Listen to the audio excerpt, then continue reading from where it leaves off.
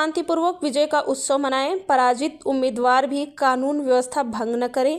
जिला परिषद व पंचायत समिति चुनाव परिणामों की पृष्ठभूमि में अपील। पुलिस अधीक्षक आचल दलाल का आवाहन।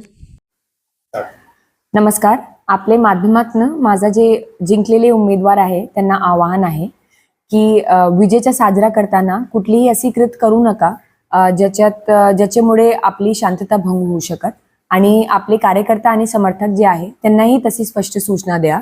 सोबतच जे पराभूत झालेले उमेदवार आहे त्यांनी पण शांत मनाने हे स्वीकार करावा आणि आपले समर्थकांना अशीच सूचना द्यावा की कुठलाही कायदा व्यवस्थेचा प्रश्न निर्माण होणार नाही।